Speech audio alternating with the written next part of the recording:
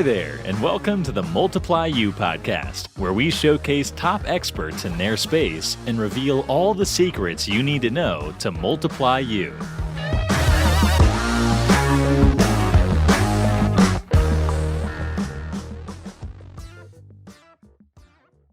Hey everybody, Austin Clark here. I'm the host of the Multiply You podcast, where I talk with top leaders in business.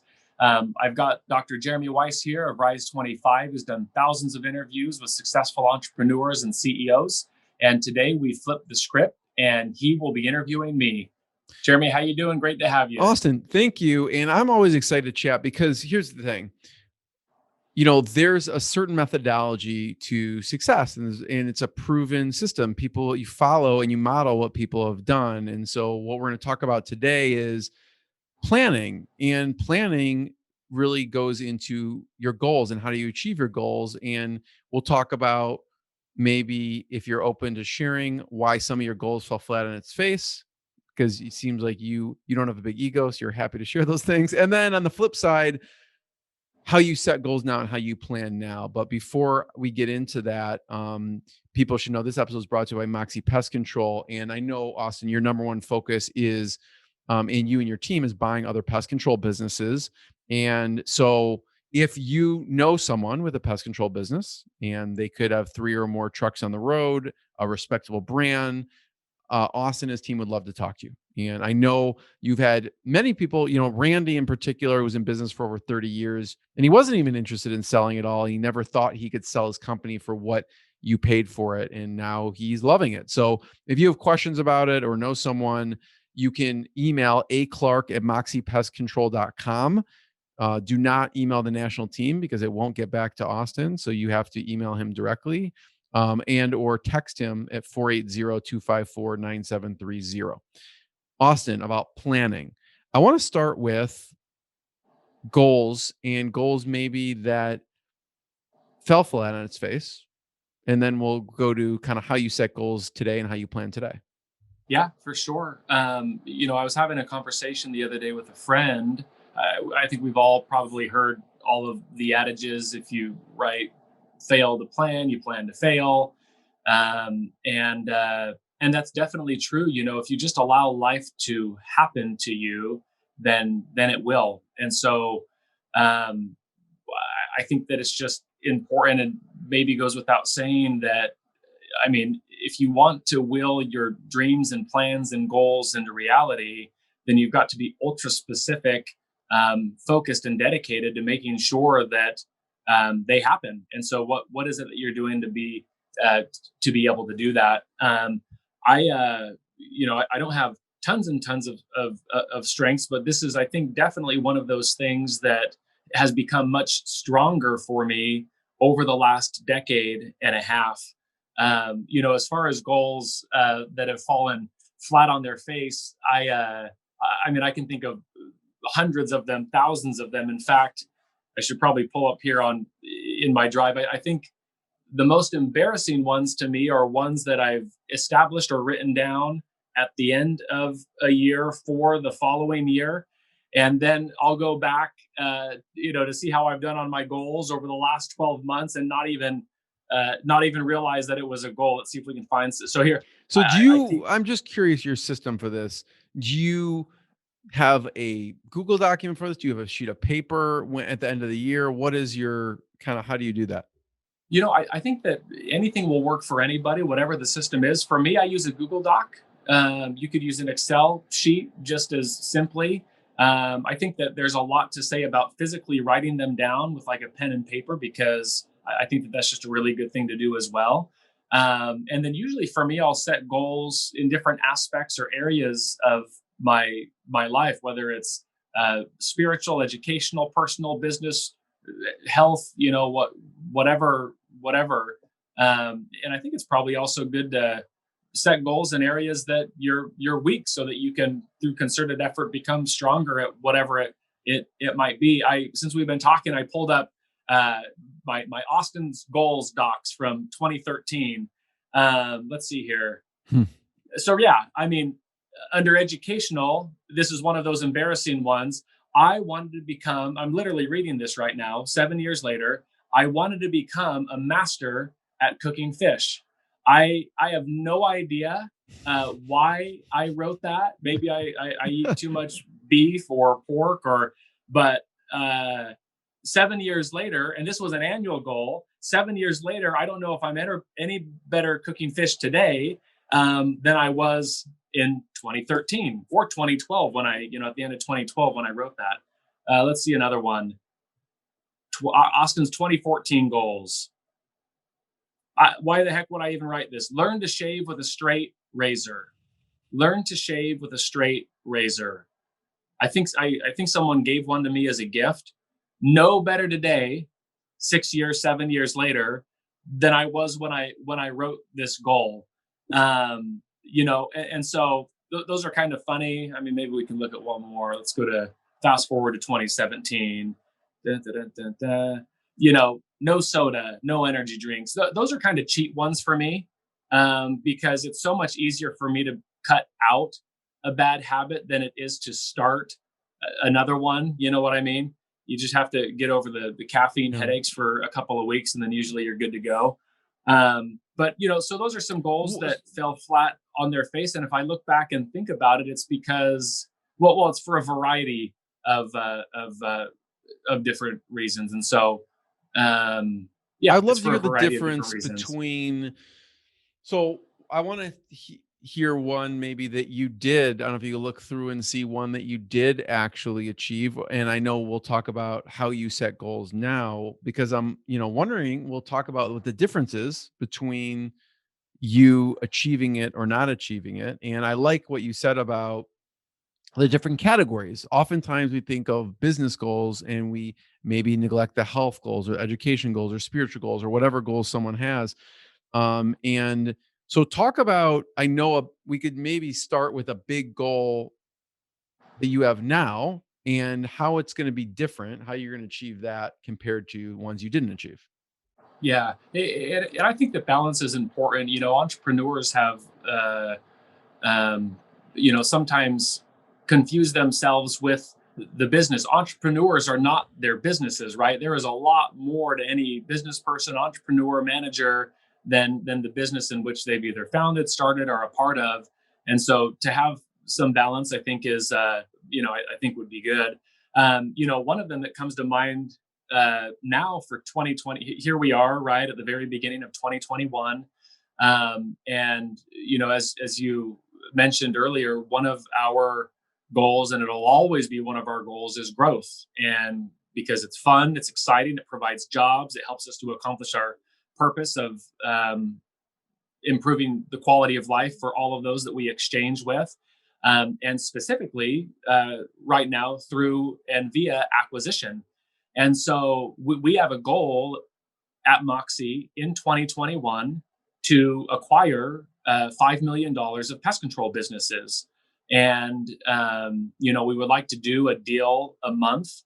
We've got the bandwidth to do it. We've got the capacity to do it. And the way that, talking about goals falling flat on their face, the way I approached straight razor shaving, 6 or 7 years ago, or becoming a master at cooking fish versus how I approach goals today. And specifically, this one with acquisitions is completely different, right? I think that most everyone listening is probably familiar with, the SMART framework of setting goals, and that they should be specific, measurable, attainable, realistic, time sensitive, those sorts of things. But the more specific result you want to have, the more specific you need to be in the way that you approach and go after and attack that goal. And so, I think of the action items and things that either I or others have in place to make sure that by the end of 2021, we've accomplished our acquisition revenue goal. It is a tremendous amount of energy. There's things that are being done on a daily, weekly, monthly basis to make sure that we are having those opportunities and many, many more. And so the SMART framework is great. There's so many apps anymore that can help you to form good habits. I mean, just go to your app store and search, habit trackers, right? Or goals, and there's no shortage. I know for me, writing the goal down, creating a plan, a very specific plan, but then also having an accountability coach or partner. And so that could just as easily be you, Jeremy. For me, hey, Jeremy, you're a great friend. I value your opinion. Do you mind? That this is a goal that I've established. It's important to me. Do you mind checking in with me once weekly or a couple of times a month to see how I'm doing with that? And depending on what goal it is or what there's been times in my life where I've had enlisted 10 accountability partners in different areas of my life because I want that accountability. And so there's a quote out there that says that when performance is measured, it increases, and that when performance is measured and reported, it increases at an accelerated rate. And so, how important are your goals, and do you want them increasing at an accelerated rate? I think everyone does. And so, then report them, right? Report them and enlist an accountability coach or someone that might be able to help you.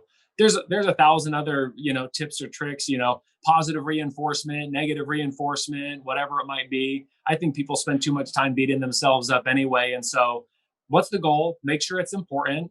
Make a plan to be able to make it happen, and then enlist someone in helping you to be able to get that done. And then stay the course. Review it at least weekly, but daily's better.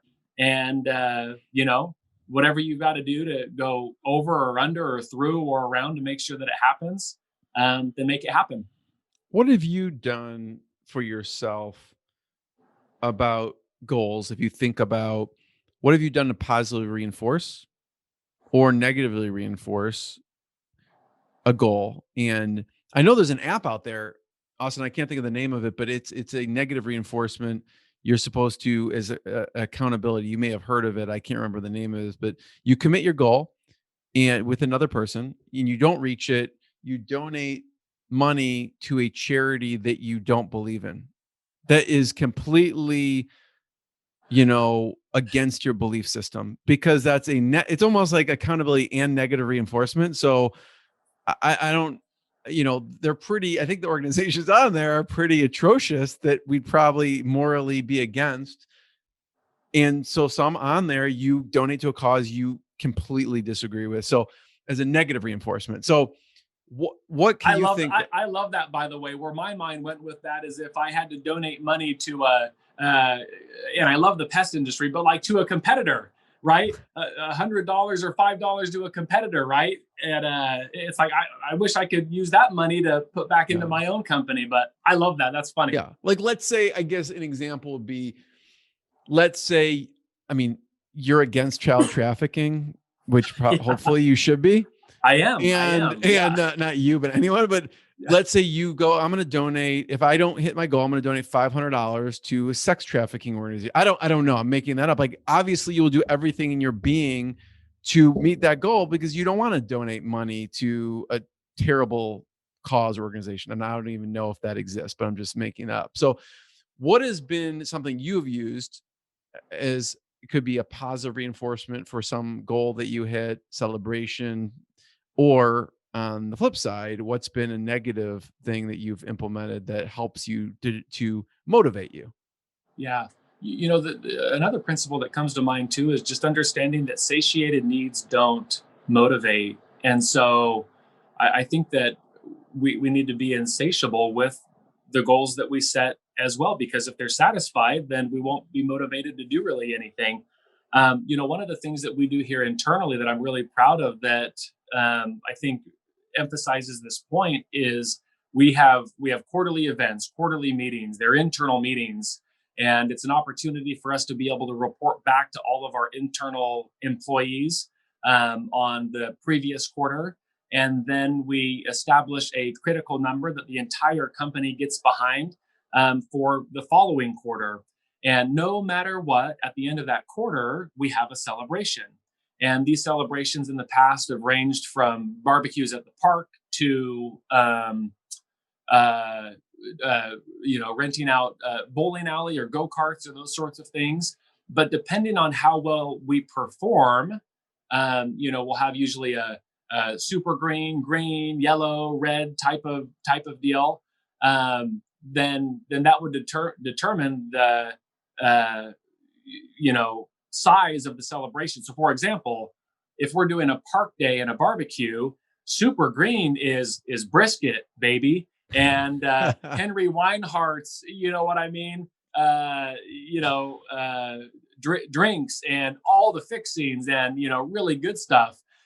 Whereas, and we joked about this, we would never actually have people do this. It's like, hey, but if we get red, then we're having hot dogs boiled in water, and we're drinking the hot dog water for our beverage. And we're doing it in the middle of July in Arizona. You know what I mean? And so that would be torturous, right? And maybe if we were more firm about that, we'd probably perform better. And we did really, really well on that particular one. But that could be an example of positive reinforcement, right? Tiers of you hitting that I goal, love because because goals don't have to be absolute, right? It doesn't have to be necessarily you did it or you didn't, but you can have like tiers of success. You do want to define and be able to clearly say, hey, we did accomplish this goal or we didn't, but it doesn't have to be so absolute to like, yes, we did or no, we didn't. I think that there can be tiers. Negative reinforcement, right? I think that what, your example was terrible and a great, terrible example of, what you could do. But we look to have more of a positive spin on things. I know as far as, time management goes, if I want to be more effective or go to lunch, I'll say, well, I'm not getting these things. I'm not going to lunch, right, until these things are done or whatever it may be. And so,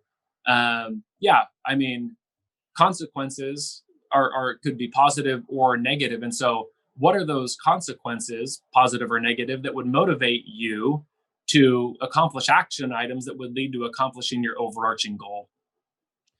Yeah, and one of the things you say is really important, right? From the SMART goals to the accountability, and you are about action, taking action in the plan.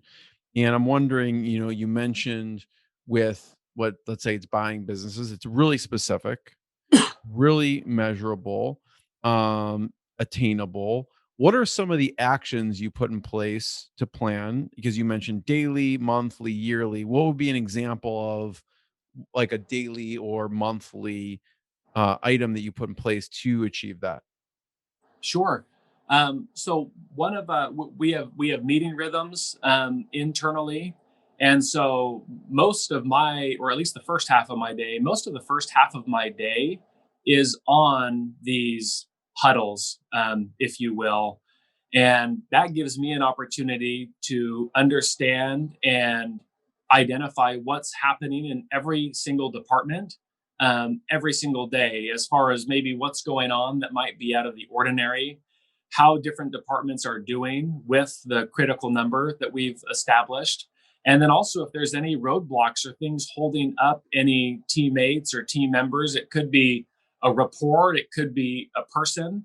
And so, if you want to, if it's important, track it more regularly, right? If it's not quite as important, or you want to decrease the chances of accomplishing that goal, then track it more loosely. And so, daily reporting and daily results, I think is humongous. And so, on top of that, we have weekly reports that help us to be able to understand, are we ahead of our goal this week? Are we behind? If so, why? And so I think just constant analyzing, not micromanaging, but analyzing of where you are with your goals is appropriate and good and important. And, chances are you're working with a lot of people that are familiar with setting goals. And I'll bet you a lot of them have even had a lot of success.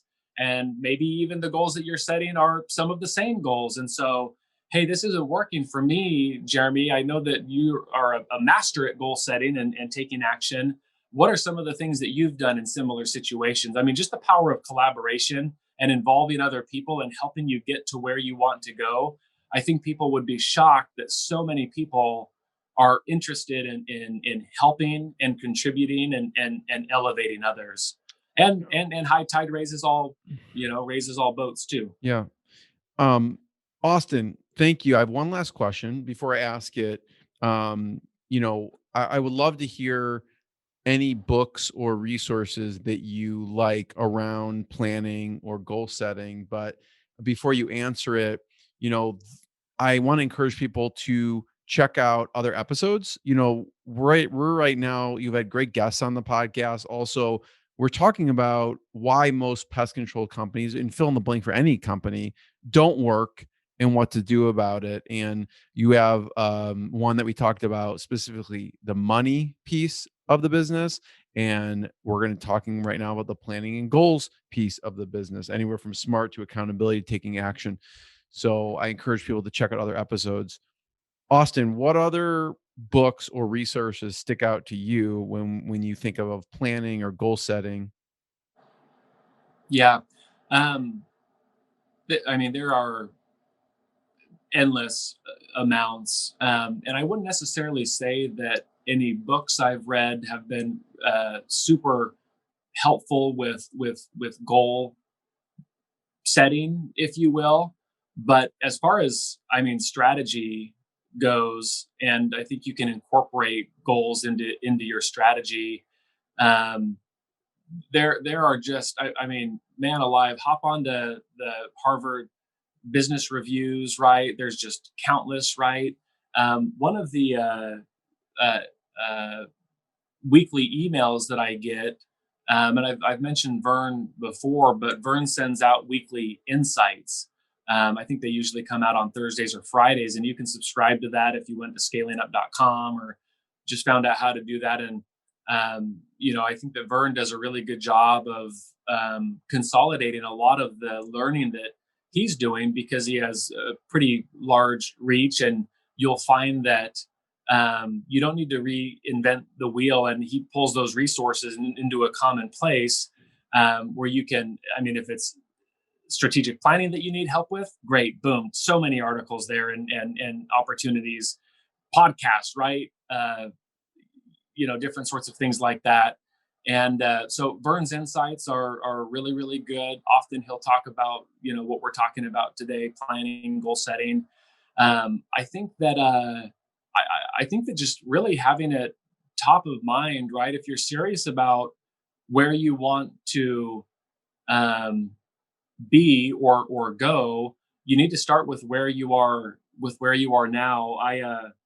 One of my probably favorite quotes to maybe end this as it pertains to what we're talking about is I'm absolutely shocked at the amount of people that I exchange with that have idea, no idea at all what they want out of life or a job or just whatever.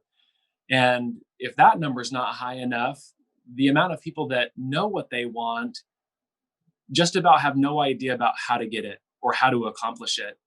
And so my favorite story to illustrate this is Alice in Wonderland. And you'll recall that there's a point in the story where Alice comes upon a fork in the road, and she's met by the Cheshire Cat, right? And Alice says, Cheshire Cat, which path do I take? And the Cheshire Cat responds or replies, well, where is it that you want to go? And Alice says, well, I don't really know. And the Cheshire Cat says, then it doesn't really matter what path you take, right? And so if we don't know where to go, then it doesn't really matter what path we take. And so if you know where you want to go, who you want to be, what you want to become in any aspect of your life, then that will help you make decisions today in the short, mid, long, whatever term that is. And so don't be like Alice in this instance. Know where you want to go, and then that will help you to make decisions today. Austin, I love it. It reminds me of the Yogi Berra quote. If anyone knows, he used to be a catcher for the Yankees. He says, if you come to a fork in the road, take it. There you go. Yeah. And if you um, don't know where to go today, that's fine. Just do something. Doing something is so much better than just doing nothing or having analysis paralysis. So find out where you want to go, And if you come to a fork, just take it. Or listen to this episode and have SMART goals, have accountability, and take action on it. And you may go where you actually want to go when you sit down and think about it. So, Austin, thank you. Always a pleasure. Check out other episodes. Check out and email Austin if you have questions.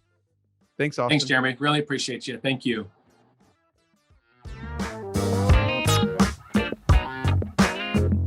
Thank you for listening to the Multiply You podcast. You'll see us again soon when you subscribe for future episodes.